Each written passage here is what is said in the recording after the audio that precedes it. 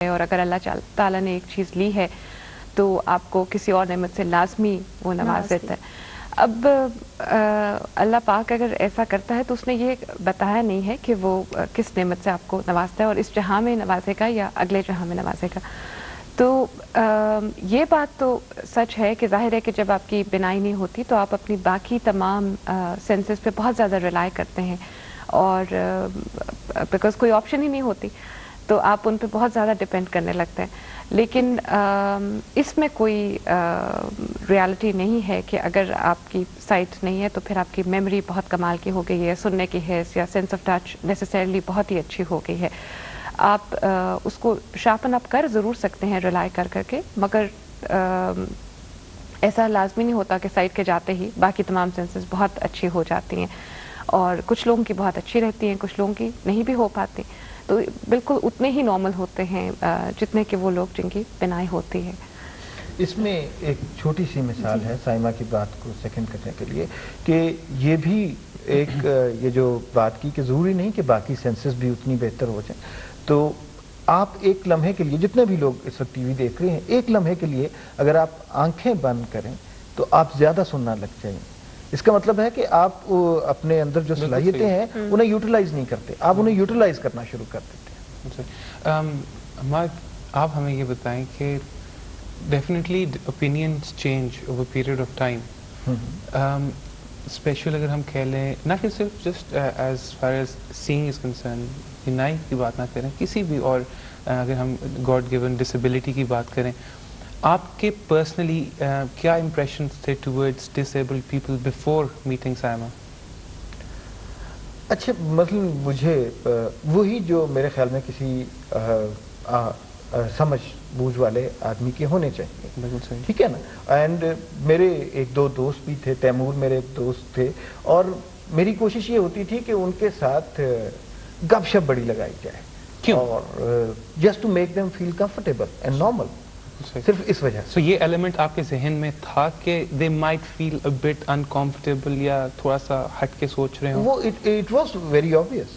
وہ ظاہر ہے جو سچویشن ہوتی تھی اس میں پتہ چلتا تھا کہ they are not being treated properly. اچھا, تو ان کو آپ تھوڑا سا کمفرٹیبل کر لیں, اور کمفرٹیبل کرنے میں کوئی ایسا زیادہ وقت یا کوئی بہت زیادہ ذہانت کی بات نہیں ہوتی. بیسکلی آپ نے اپنا رویہ اس آدمی سے نارمل کرنا ہوتا ہے. بالکل ٹھیک ہے. آپ کوشش یہ کرتے ہیں کہ ہمارے ہاں لوگ بہت اچھے ہیں, وہ کوشش کرتے ہیں کہ پاکستان میں خصوصی ہمیں ضرور اپریشیٹ کرنا چاہیے کہ اگر کسی شخص کے ساتھ کوئی ڈسیبلٹی ہو تو وہ پاکستانی لوگ بہت ہی زیادہ خیال رکھتے ہیں. باہر ایسا نہیں ہوتا جتنا پاکستان میں ہوتا ہے.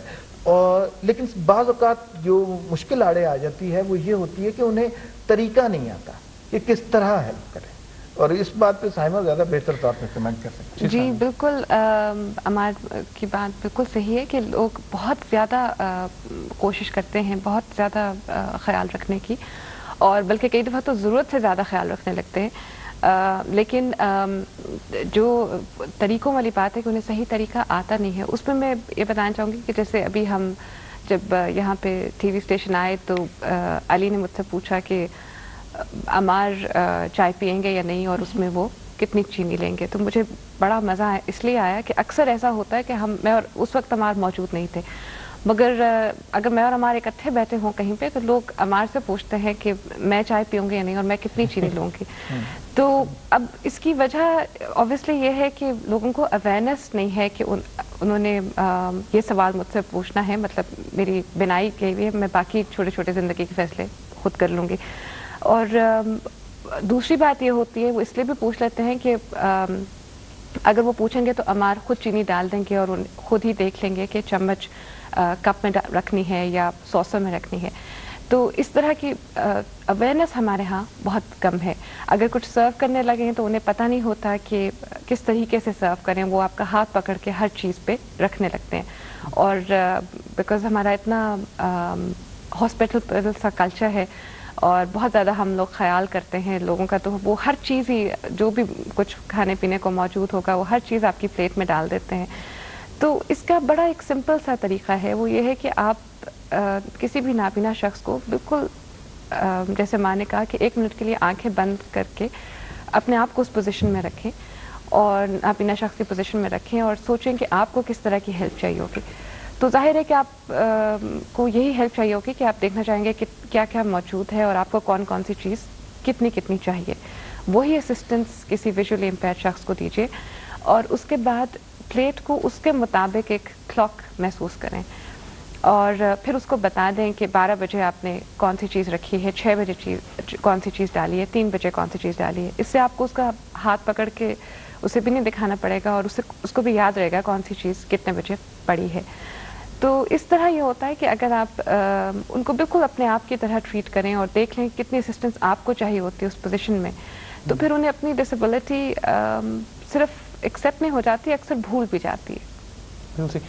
سائمہ, اسی کو اگر ہم ریلیٹ کریں, اگر if we come back towards your studies, England سے آپ واپس آئی ہیں, وہاں پہ آپ نے بتایا تھا کہ بیوٹیفل ٹیکنیکس, آپ ایڈوانس لیول کی ٹیکنیکس تھیں فار اسٹوڈنٹس جن کو نظر نہیں آتا یا کسی بھی اور اس حوالے سے, and they use to be taught very well. Pakistan میں کیسا کلچر ہے for those students who are disabled? Ali, Pakistan میں جس وقت میں آئی تھی اس وقت تو بہت ہی مشکل سچویشن تھی, بہت ہی ڈپلوریبل قسم کی سچویشن تھی اور بہت ہی تھوڑے انسٹیٹیوشنس تھے جہاں پہ بلائنڈ لوگ یا اسپیشل لوگ کسی بھی ڈسیبلٹی کے پڑھ سکتے تھے. لیکن بیچ میں آرمی کا ایک بہت اچھا پیریڈ ایسا آیا جب اسپیشل ایجوکیشن کو بہت زیادہ پروموٹ کیا گیا اور اس وقت جو سچویشن ہے وہ یہ ہے کہ پرپس بلٹ اسپیشل ایجوکیشن کے سینٹرز تقریباً پاکستان کے ہر بڑے شہر میں موجود ہیں اور وہاں پہ ایٹ لیسٹ میٹرک لیول تک ایجوکیشن بھی پرووائڈ کی جا رہی ہے. اس کے علاوہ جو ہمارا اپنا پروگرام ہے P F A P audio world کا, اس کے بارے میں تھوڑا سا بتانا چاہوں گی. اس میں ہم لوگ کلاس 5 سے لے کے گریجویشن تک کہ ہم نے تمام آرٹس کے سبجیکٹس میں کتابیں ریکارڈ کی ہیں فار دا سیم ریزنس کے سائنسز میں پریکٹیکلس کا پرابلم ہے. آپ کے کہنے کا مطلب یہ ہے کہ جو کتابیں ٹیکسٹ میں ہے اردو میں یا انگلش میں, بالکل وہ آپ نے آواز میں ان کو بدل کے ریکارڈ کرایا پوری کتابوں پوری کو, بک پورے سلیبس کو, پورا سلیبس بالکل صحیح, جو میٹرک تک ہے, جو بی اے تک ہے, بی اے تک, زبردست. اور اس کے 4 صوبوں کا, اور اس کے ساتھ ساتھ ہم نے ہیلپنگ بکس بھی ریکارڈ کی ہیں. یہ فاؤنڈیشن, آپ کی فاؤنڈیشن کا کام؟ جی, ہماری فاؤنڈیشن کا, جی ہماری فاؤنڈیشن نے کیا ہے آڈیو ورلڈ پروگرام میں. اور اس کے ساتھ ساتھ ہماری ایک بہت بڑی پلیجر لسننگ کی لائبریری ہے جس میں ہم لوگ اخبارات اور ناولز اور پوئٹری اور travel logs and interviews and all kinds of reading ranges کو کور کرتے ہیں. اور یہ والی جو آڈیو کیسٹس ہیں یہ پورے پاکستان میں نابینا افراد کو ہم ان کے گھروں میں پہنچاتے ہیں through a postal service, through free registered post. We've had the law amended and registered post is free on our cassettes for blind people. تو اس سے جو ہے کافی سچویشن بہتر ہوئی ہے. اب لوگ آسانی سے اپنا امتحان دے سکتے ہیں اور امپلائمنٹ بھی انشاءاللہ حاصل کر سکتے ہیں. اس کے ساتھ ساتھ اب ایک سافٹ ویئر آیا ہے جاز وتھ اسپیچ کے نام سے, اور یہ کمپیوٹر سافٹ ویئر ہے اور اس میں نابینا افراد بالکل عام طریقے سے سی ٹی کو اپنے کمپیوٹرز میں انسٹال کر کے اور اس سے ہر وہ کام لے سکتے ہیں جو کوئی بھی بینا شخص لے سکتا ہے. یہ اگر ہم اپنے کورس کے حوالے سے یا ہماری ایجوکیشن سسٹم جو ہے پاکستان کا, اگر ہم پرائمری سے لے کے بی اے تک کی بات کریں تو اس میں کتنا یہ جو ٹیکنیکس آپ نے بتائیں ان کا ابھی کتنا عمل دخل ہے؟ ابھی بھی یہ ٹیکنیکس جو آپ نے بتائیں یہ ہماری یونیورسٹیز میں یا کالجز جی یوز ہو رہی ہیں؟ جی بالکل علی, جب میں نے خود پڑھا تھا تو اس وقت تو چونکہ کوئی ایسا پروگرام نہیں تھا, لیکن اور مجھے تو بریل سے پڑھنے کی پہلے سے عادت تھی. ہم اس کی طرف ضرور پڑھیں گے. ہمیں آپ اپنا بتائیے کہ آپ نے کیسے پڑھا, وہ کیا سسٹم تھا, کیا پرابلمس تھیں جب آپ کے پاس وہ آڈیو ایڈز نہیں موجود تھے, تو کون آپ کی ہیلپ کرتا تھا, کس طرح؟ تو میں وہی بتا رہی تھی کہ جیسے مجھے خود تو وہاں پہ پہلے مجھے ایک تو اردو اب بھی خیر کوئی زیادہ اچھی نہیں آتی, لیکن تب تو بالکل ہی نہیں آتی تھی.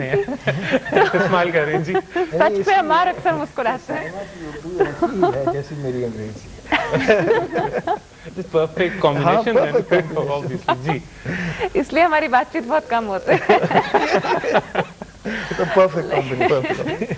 बहरहाल तो शुरू में वहाँ पे जब लंदन में, तो जैसे मैंने आपको बताया कि सारा कुछ ब्रेल के ज़रिए ही होता था, और इम्तहान जब हम देते थे तो अक्सर टाइप करके देते थे, या ब्रेल मशीन के साथ एक ऐसा प्रिंटर होता था जिसमें सारा प्रिंट में टेक्स्ट आ जाता था. मगर यहाँ पे लाइक आपने पॉइंट आउट किया कि ऑडियो एड्स तो मौजूद नहीं थे. तो शुरू में जो है मेरे जो एक ऑर्गेनाइजेशन है रावलपिंडी आई डोनर्स ऑर्गेनाइजेशन, उन्होंने मुझे इस टेक्निक से इंट्रोड्यूस कराया ऑडियो कैसेट्स के ज़रिए पढ़ने से. और फिर जो मेरे क्लास फेलोज होते थे वो बहुत ही सपोर्टिव लोग थे. वो मुझे पूरी पूरी रात पढ़ के सुनाया करते थे और बार बार पढ़ के सुनाते थे. और ख़ास तौर पे वो लोग जो मेरे साथ यूनिवर्सिटी में थे, मैं उनका जिक्र ज़रूर करना चाहूँगी, बिकॉज़ कई दफ़ा ऐसा होता था कि उनका वो सब्जेक्ट भी नहीं होता था जो वो मुझे पढ़ के सुनाते थे. उन्होंने उसका इम्तहान नहीं भी देना होता था, लेकिन वो इसके बावजूद आपके फ्रेंड्स थे जिनको सारा क्रेडिट जाता है. बिल्कुल, मेरी सारी डिग्री का क्रेडिट उनको जाता है. तो वो लोग बहुत कमिटमेंट से पढ़ के सुनाते थे, और इस हद तक मेरा साथ देते थे कि मेरे पास 3-3 आवाज़ों में एक सब्जेक्ट की रिकॉर्डिंग होती थी. इसके बावजूद चौथा बंदा मुझे रिवीजन करा रहा होता था, क्योंकि I tend to study at the last minute. तो वो ये होता था कि वो टेंशन हो गई like the rest of the nation. तो वो ये होता था कि वो टेंशन हो गई और अब कोई भी वो कैसेट समझ नहीं आ रही और कोई भी आवाज़ पसंद नहीं आ रही और उसका पॉइंट्स का तरीका नहीं समझ आ रहा. So then I would run to the friend जिसको मतलब है 1 घंटे में जो है ना वो 1000 पेज की रीडिंग समझ आ जाए, तो वो पॉइंट्स बना के मुझे पढ़ाया करती थी. तो वो उनका नाम क्या था साइमा? उनका नाम हुमैरा इक़्तिदार था. And I hope she is watching this programme. वो वैसे तो कैम्ब्रिज में होती है लेकिन आजकल आई हुई है.